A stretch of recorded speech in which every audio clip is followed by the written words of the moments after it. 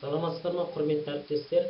Бүгінгі біздің семинарымыздың тақырыбы PISA халықаралық зерттеуін жүргізу аясында оқушылардың жаратылыстану ғылыми функционалдық сауаттылығын дамыту.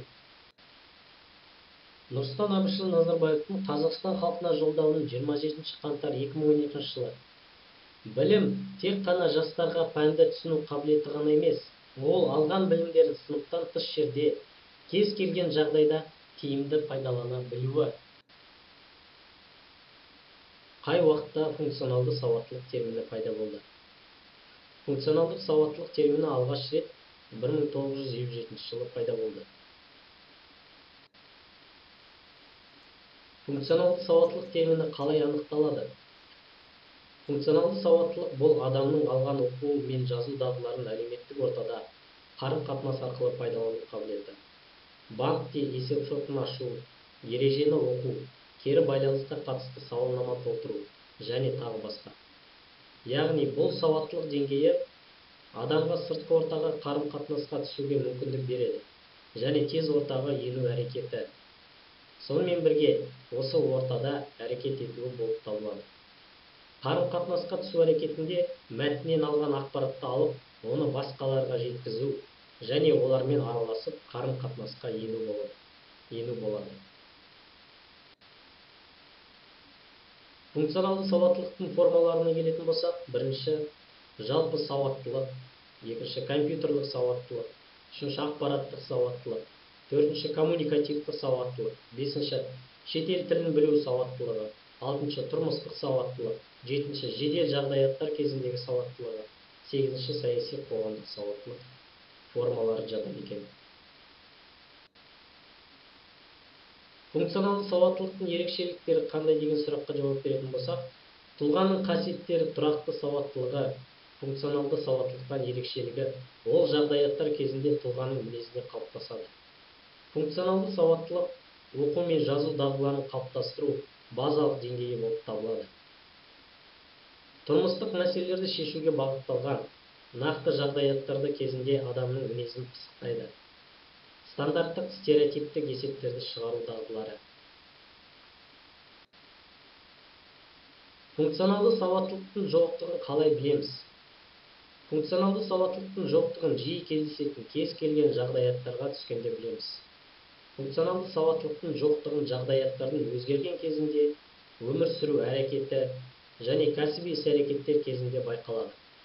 Адамдар көбінесе жаңа технологияларды қолданысқа алған кезде көреді. Мысалы, кейбір адамдар банкоматтан ақша алу әрекеті, ұялы телефондардың инструкциялары, кейбір қондырғыларды қалай пайдалану керектігін білмейді және тағы басқа.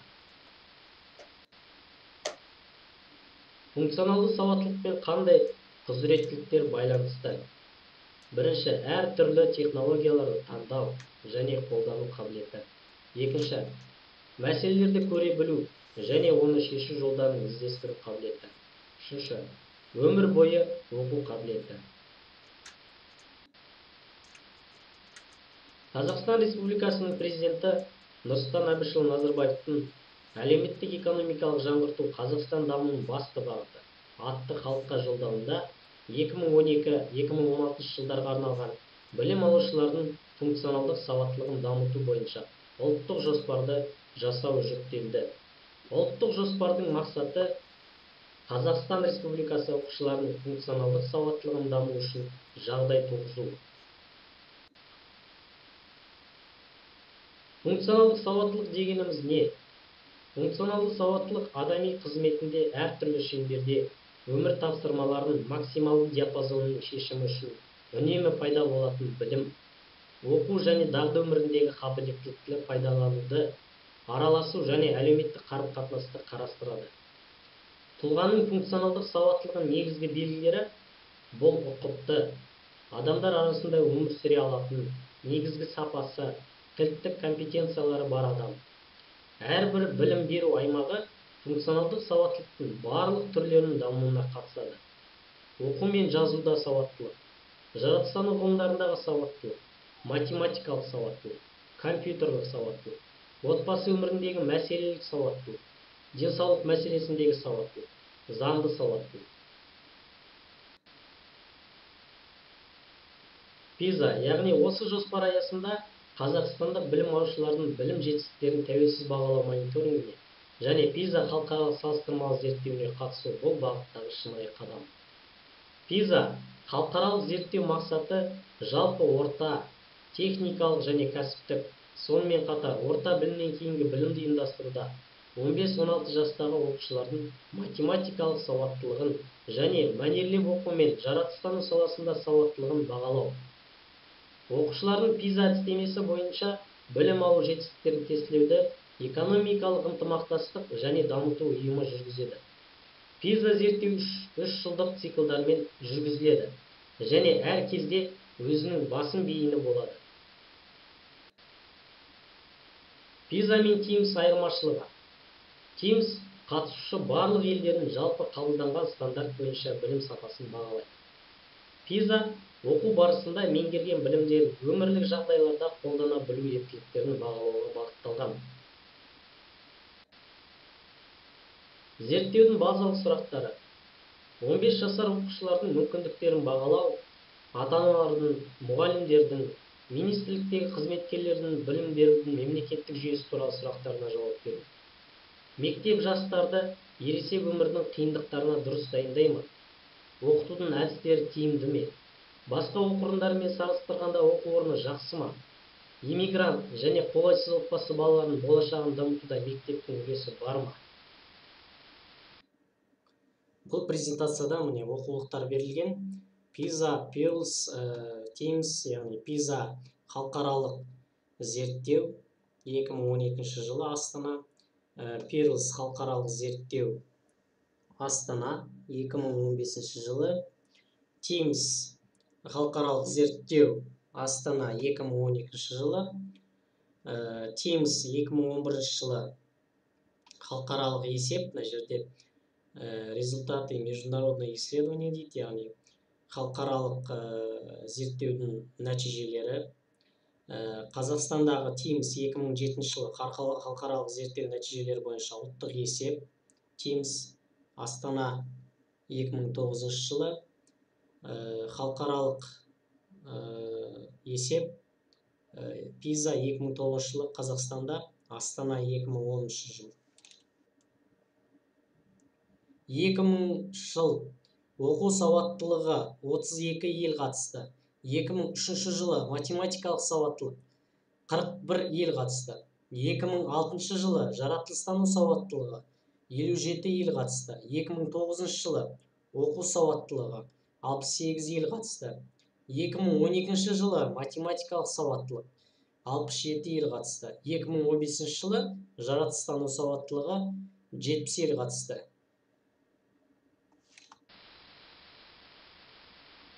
Және мынау презентацияда пиза 2012 жылғы мәлімет бойынша математикалық бағытта елдердің яғни деңгейлері берілген. Математикалық бағытта Қазақстан 49 орында, ал жаратылыстану бағытында Қазақстан 52 орында. Оқу сауаттылығы бойынша Қазақстан 63 орында.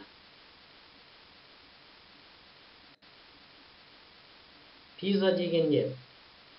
Оқушылардың оқу жетістіктерін бағалау бойынша халықаралық бағдарлама. пизаның әртүрлі тапсырманың форматына жатады.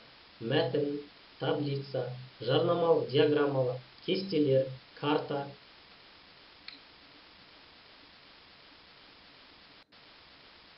пиза халықаралық бақылау 3 жылда 1 рет болады. Яғни жауаптары я, жоқ, дұрыс, дұрыс емес. Сұрақтары ашық, жабық болуы мүмкін. пизаның зерттеу аймағы оқу сауаттылығы, математикалық сауаттылық, жаратылыстану ғылыми сауаттылығы. Сұрақтары нақты пән бойынша емес, пән төңірегінде құрастырылады. Логикалық сұрақтар.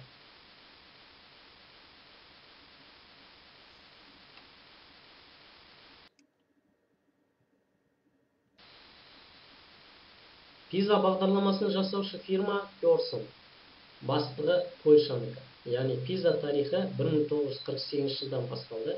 пиза бағдарламасы 1997 жылдан Қазақстанда басталды.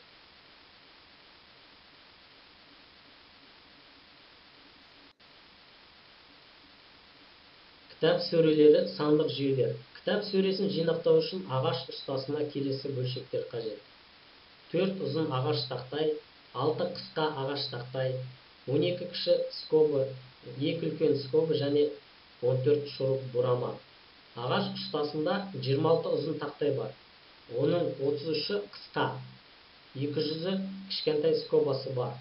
Сонымен бірге 20 үлкен скобасы мен 510 шурупы бар. Ағаш ұстасы ең көп дегенде осы бөлшектерден қанша сөйле құрастыра алады? Яғни бұл сұрақ. Баспалдақ. Кеңістік және көлем жүйелері. Сұрақ.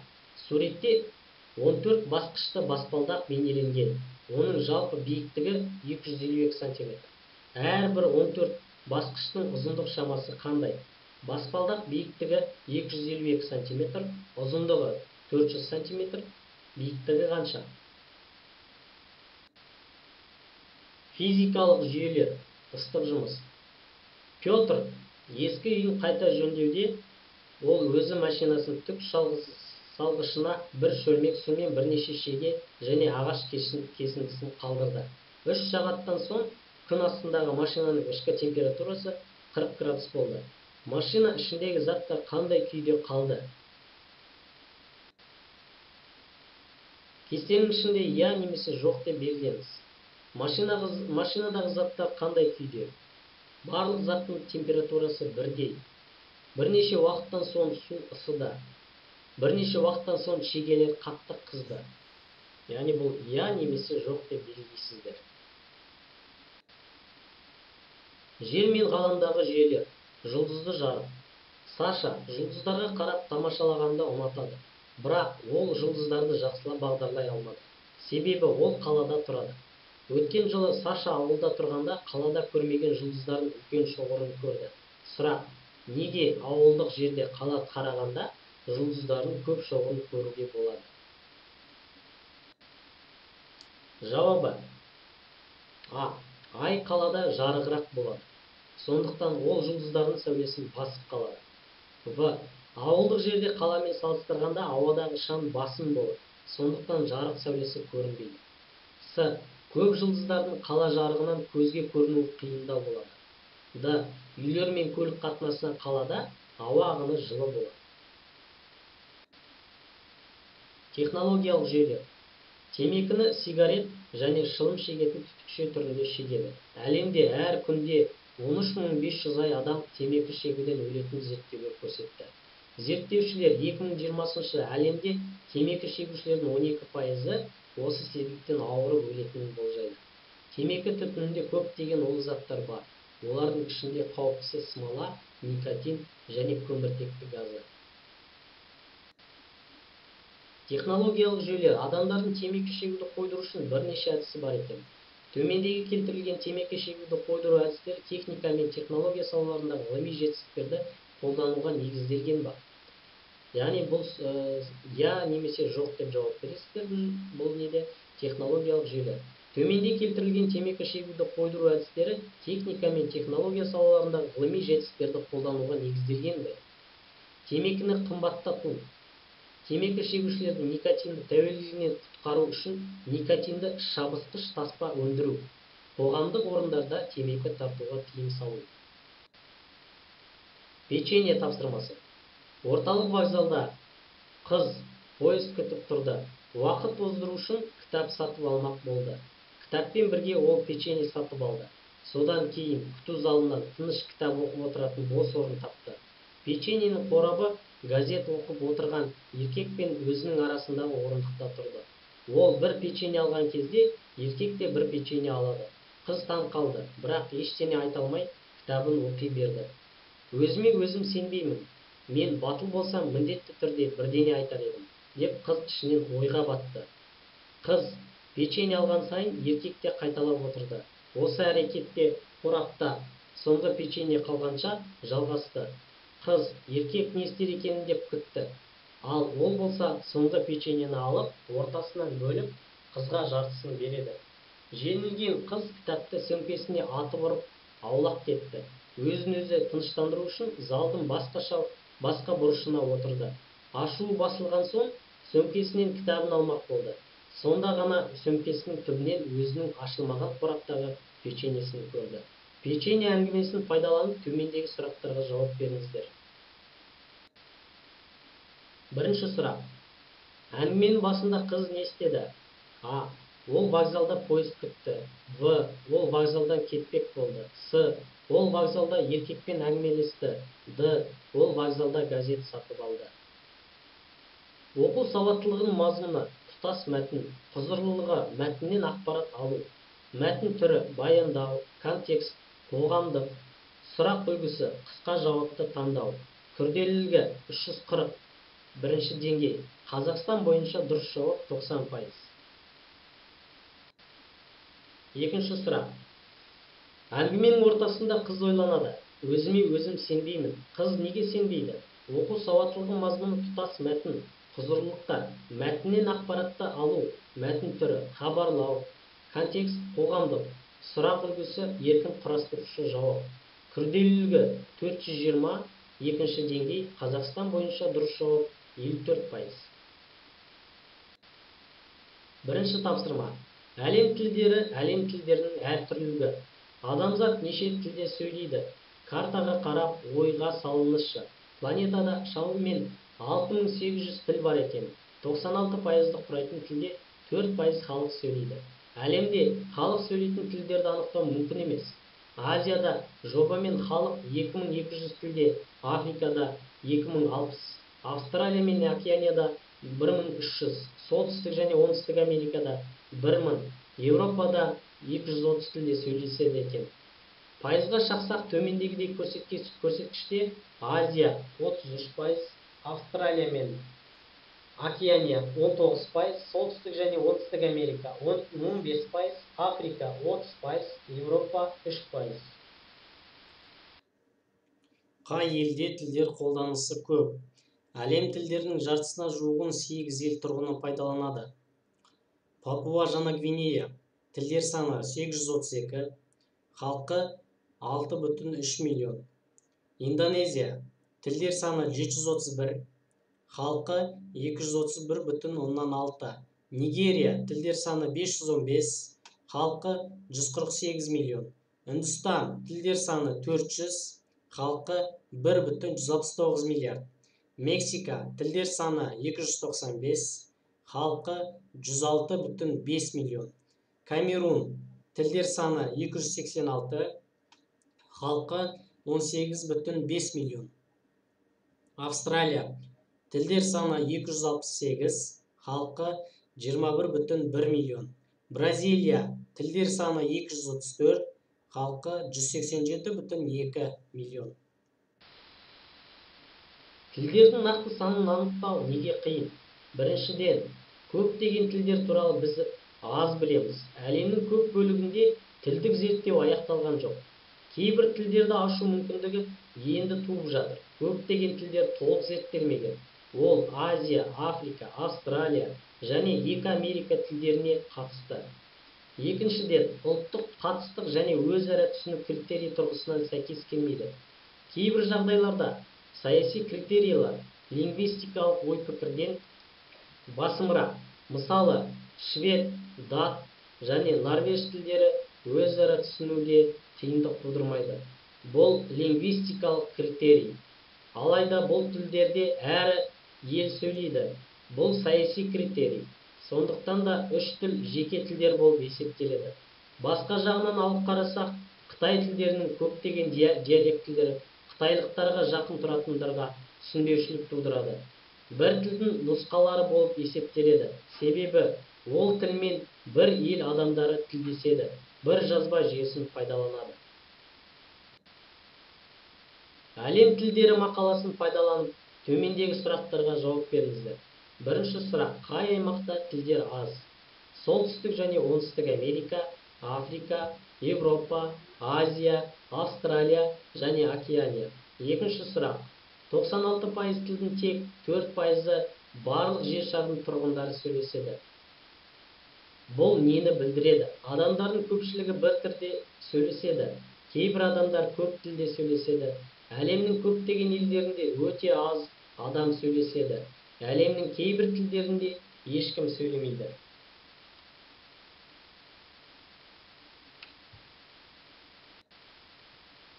Үшінші сұрақ. Әлем тілдері. Оқырман бірінші бет. Соңындағы кестеге, содан кейін екінші беттегі бір азат жолға қарап, мақаланың осы екі бөлігі бір-біріне қарама-қайшы деді. Ол не айтқысы келді? Сұрақ мақсаты жалпылау және түсіндіру. Сипаттама мәтін екі бөлігі арасындағы әлеуетті сәйкессіздікті анықтау.